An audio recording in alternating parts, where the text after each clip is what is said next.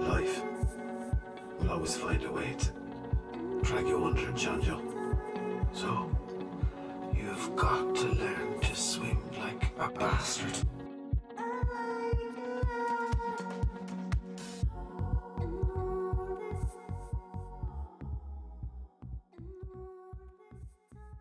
Tell Me Everything premiered on the 8th of December 2022 as a part of ITV's newly rebranded ITVX. I hate the name, it sounds too dumb. Yeah, it does. ITV's fresh new streaming service. It appeared to just be a repaint, but they've been bolstering their already huge back catalogue with some fresh, new, original shows. Tell Me Everything is a teen drama, often compared to Skins in its honest and frank portrayal of teen issues. The humour is definitively British, with a high degree of sarcasm and a lot of cynicism within the humour. It stings with a layer of sadness, but is just still distinctly funny. And this, along with the awkwardness and self-deprecation, I'd argue that most of the jokes are pretty well earned.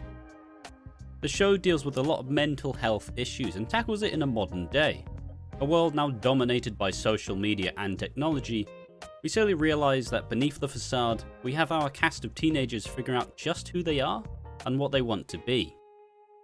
It's a coming-of-age tale, but the phrase coming to terms is a little more apt. Each of our ensemble cast is internalising a deeper secret which is dramatically holding back their development.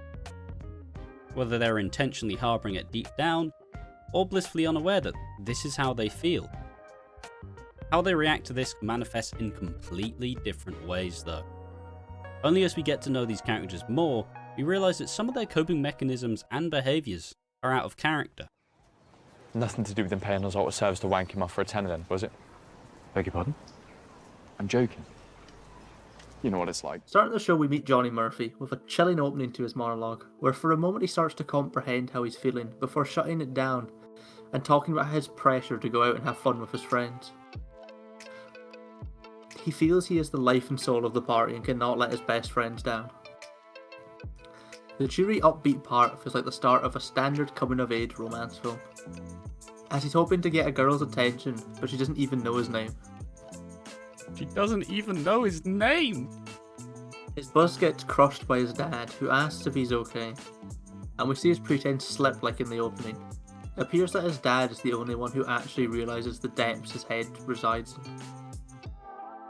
He isn't going to let it ruin his night. They're heading off to Welland Garden City's biggest party of the year, a sprawling funfair which is the perfect setting for a perfect night.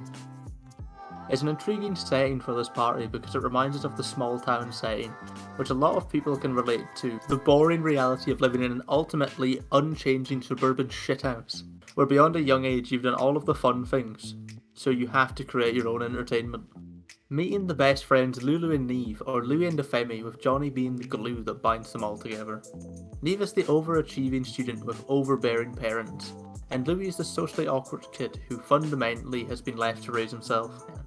Pursuing their crushes, they mount the bumper cars and battle Reagan, who Jonny is interested in, and Zaya, who Louis is interested in. Interesting to note that Neve doesn't seem to notice any boys. Ooh. They all pose together to take a selfie, but we're then introduced to a mysterious girl in a pink hat. I'm not sure if it's the pink hat or the eye makeup, but there is something distinct about her. Yeah, she looks really weird, I'll be honest.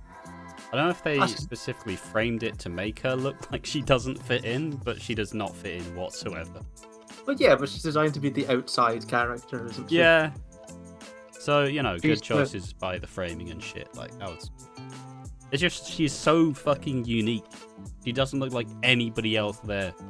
It's the eyeshadow and then the little dot below her eye that I'm like, yo, that looks sick. Yeah, it looks fucking cool. I love the eye makeup. The girl who is now named Pink Hat Girl. See, you know it's a shithole when people like to go up the hill. They're like, oh, we're going up the hill.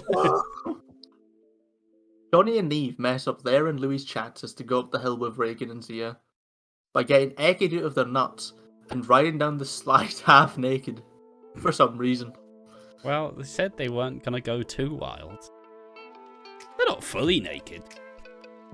Well, yeah, but Just, but imagine being like, oh, we're not going to go too wild. We're going to go do the slide. Oh! I can only imagine how uncomfortable that carpet is on a half-naked body. Fucking stand up and you've got fucking red thighs. Especially echoed at your brain. It's fucking be like pins and needles all over your legs. After being chased out the park, they euphorically walk back home. But as Jonny reaches the pub, he sees an ambulance and his dad being carted away. In bed. Chanjo, can I come in? A crushing monologue by Jonny, who keeps trying to tell himself that he's okay, and that now that his dad's gone, he is truly isolated from anyone who knows that he isn't actually okay. He just about manages to post that his dad died, but when Neve and Louis try to support him, he shuts it off and tries his best to distract himself. He goes to work, but he is completely unfit for his shift. He pukes in, I don't know, fucking somewhere, like a weird little like cupboard, a closet. It's the like janitor's cupboard where like you put the buckets and stuff in just to quickly mop the floor. Oh no! That's why I guess it is. And he awkwardly chats with Reagan. However, once he's back in school, he's the life of the party Jonny again. He walks in late to class and snarks the teacher, who responds in kind, only for Jonny to go, "My dad died." It's like, fuck! We've both dealt with some similar stuff to this. So yeah, we've dealt with passings. When Jonny just drops the bomb on his unsuspecting teacher, I feel like we've both probably done similar, haven't we? Oh yeah. I mean, to be fair, at that point in time, you're allowed to be a massive cunt and drop it on someone, but yours are a bit of a knobhead for doing it. Well, it depends. In my opinion, it depends how the person's being towards you. Yeah. Because like when I went back, like after like a week and a half after my mum died, fucking what's her name? Like not the mental health teacher, tutor. the fucking like the year head for like our class. She kept trying to speak to me about it, and I just eventually fucking snapped. Yeah. And just started hurling abuse at her. Because well, I was 13. Yeah. And I just came back after my mum had died. You know, I wasn't really in the mood to talk about it. Yeah, and I think to add to this with Jonny's thing, Jonny went back a day after. The next day he's in and he's trying to, like, I did similar things. I was 12 when my dad died, and went back to school like a week later after the funeral. And you fucking walk in, everybody's like looking at you like, oh fuck, shock, something fucking hell. And you get like that one teacher who's like, are you doing okay? And you just kind of stood there like, when are you gonna fuck off? Like, 1 week isn't enough time to fucking grieve a shitty little fucking cat that died across the road, never mind a fucking parent. Yeah, like it's been fucking 9 years now. I've still got a bit of grieving, you know. Yeah, I feel like everybody does really. But yeah, it's just that moment is one you either want to have if you're like not confrontational like me. Like I remember some science teacher was trying to be like, and now you only need to do a 5-minute speech on fucking sodium chloride, and I'm like, what the fuck have I missed? Why is this shit? Fuck sodium chloride. Salt. I was gonna say, is it just simply just salt? Yeah, just go to the front of the class. Well, salt, put it on chips. I put it on my chips. Good seasoning.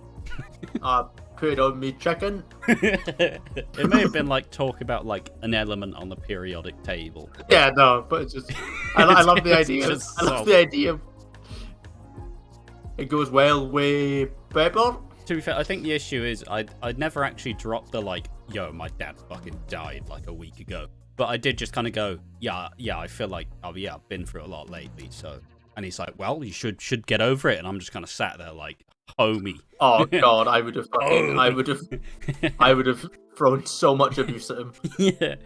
But yeah, it's a pretty, I don't know, it's a fun moment because it's kind of shocking, but also I think a lot. Well, for us who actually had the exact same experience in school, you know.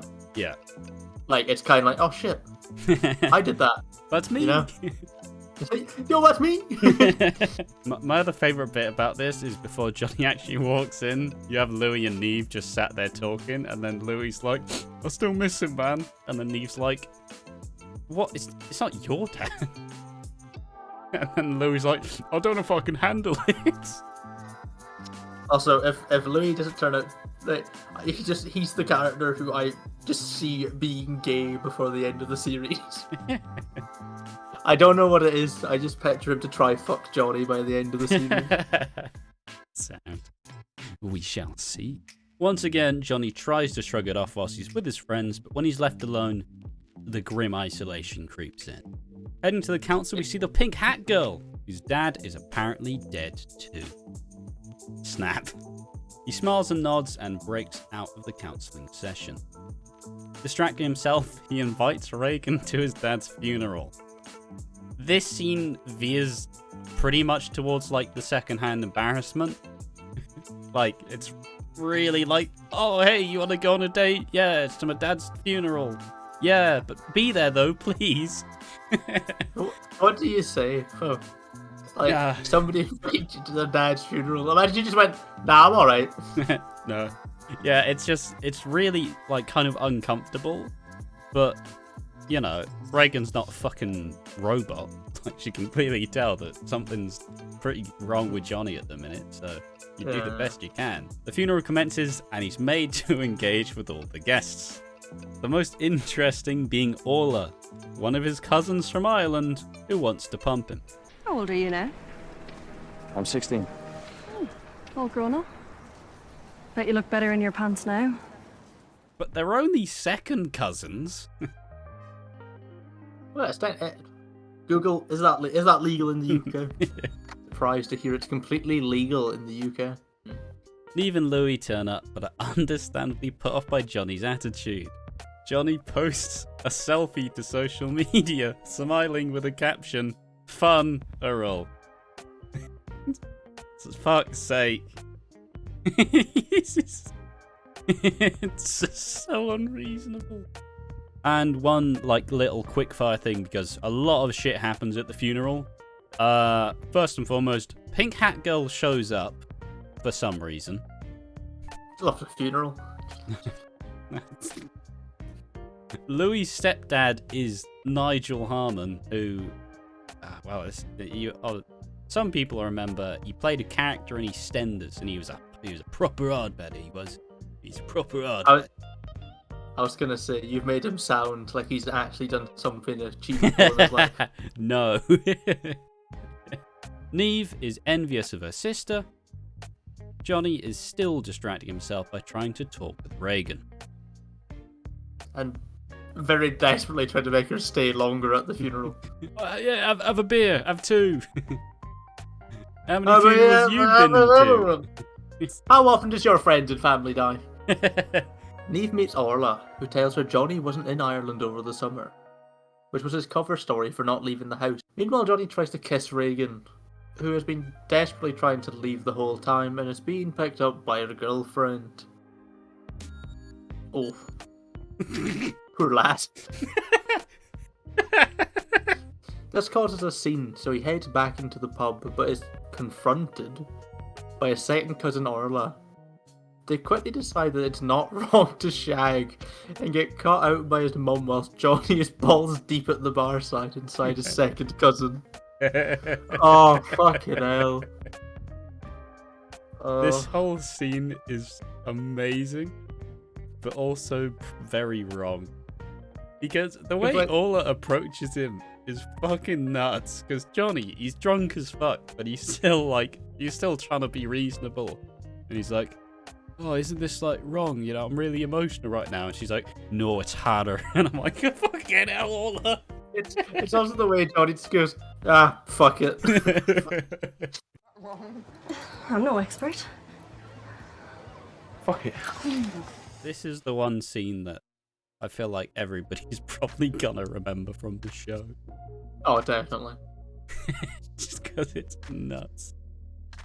I hope Orla's a recurring character. Mate, it would be funny as shit. Comes back at the end of the 6th episode. I'm pregnant now, Johnny. Johnny, you're the father. Johnny has a public freakout in front of his entire family and friends and storms away. Louis and Neve confront about his grieving where he was over the summer. He freaks out once again, punching Louis in the face and alienating himself from his friend. Over summer, as mentioned before, he was just in his bed the whole time, with only his dad there to confront him from time to time. He gave the advice saying life always finds a way to drag you under, and to swim like a bastard, which is some very somber yet sincere advice. Moments like that help us realise how influential Johnny's dad was to him. It's a fucking great scene. Oh, like when he's lying on his bed. Yeah, there's so much like unspoken like comfort there that is just phenomenal. But I also love that it is Irish, so it's like he's like, it's been that long, I've probably forgotten how to swim. They dress it up in a really like indirect but also very meaningful way, which I think is pretty important. Now, if you are like piecing your view on the show together through like clips, look at this scene, then look at like the start of like the party scene, and you get to kind of figure out how Johnny's handling all this stuff. It's really good. Or even the funeral freakout scene. I've forgotten how to swim.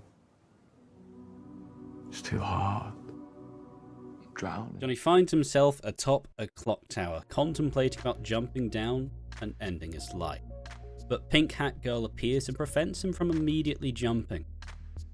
She tries to get him to open up, and each time he distracts from the question, she takes 1 inch closer off the side of the building. Fully opening up, she eases away from her death and gives Johnny a big hug, which is what he's needed the whole time. But she also quickly tries to jump off the side of the building, and she gets part of the way down, but Johnny catches her and pulls her back up. What a fucking psycho bitch. yeah, Jesus Christ. It's... See if somebody tried to kill themselves and left just me to catch them. They'd be fucked. She then, like, says, like, fuck, us not okays, we need those kind of moments from time to time, and it's like, Jesus Christ. I would say there's, like, from just the first episode alone, it's a weird combination of joy and anguish all at once. And that's kind of, you could probably just apply that to fucking being a teen and trying to figure out what the fuck you're doing. It's a pretty fucking troubled time, isn't it? Especially when a dead parent isn't fucking help. Yeah, it's like, alright, one of the guides is no longer there, good luck. Now you've only got the shit one left. Pink Hat Girl introduced herself as May, in an attempt to no longer be called Pink Hat Girl. With that fucked up interaction over, Johnny finds himself a little more okay with not being okay, and he makes amends with his friends. He promises, like, to their face that I'm gonna talk to you guys, I'm gonna actually open up. But once he's questioned, he pulls back, and then Johnny, Louis, Neve, Reagan, and Zaya get in the fountain and swim like bastards. They use the same camera angle to show both Johnny with all of his friends, but then Johnny isolated by himself. But the one like consistent feature in these shots is May starts to appear in the vision now. But with one final kick of the nuts in the episode, May pulls out her phone, and you wouldn't guess who she's getting a call from. She's getting a call from her dad. I don't even know what sound to make to comprehend the betrayal. But she lied. I was thinking maybe the sound that goes. She's lying and is also not lying, because my guess is that her dad is dead to her. You know? Yeah. So it means like he's still alive, but in her brain, he is dead. You know what I mean? Yeah. But it's still like just the final part of the first episode. Like, what the fuck? No. She's the only person who managed to make Johnny actually open up, and she wasn't being fully truthful herself. Like, I had a guess that he wasn't dead. I'm not gonna lie. It seemed kind of. I wouldn't say it seemed obvious, but I was like, that's definitely a potential plot point. She isn't very like. She doesn't really say too much. She just kind of goes, No. "Oh, your dad's dead." Snap. Minus. Yeah. So she kind of doesn't So, really say much. I'm guessing on episode 2 it's going to be a lot more learn about the dad. I want to talk. Shame. I don't have anyone else I can talk dead dads with. Alright, and that was episode 1 of Tell Me Everything. I suppose one detail we should say is I personally have watched the whole show, but Slit has decided that they're going to go through episode by episode. Because, I don't know, it's just kind of fun, isn't it? So yeah, I'm only doing it for entertainment's sake. So I don't know why. Yeah, no, it's just the idea that where I can kind of sit here and be like, I know exactly what happens. It will be kind of fun to see Slater is you, the viewer, who also probably hasn't watched the show. So you're all in the dark. I'm still in the dark. The show's depressing. Never left the dark. Nobody's in the light in this situation. Everyone's just sad. Yeah, I suppose just as a whole, what do we think of episode 1? I would say it's a good way to start a show. Even though by the end of it, it kind of feels like they've already completed the show, if you know what I mean. To me, it almost felt like a bit of a short film kind of vibe to it. Yeah, I guess it is fairly contained. If there wasn't the part at the end where May gets a phone call, I honestly could see it just being a 1 episode thing, and it's just about accepting it's okay not to be not right. No, that's.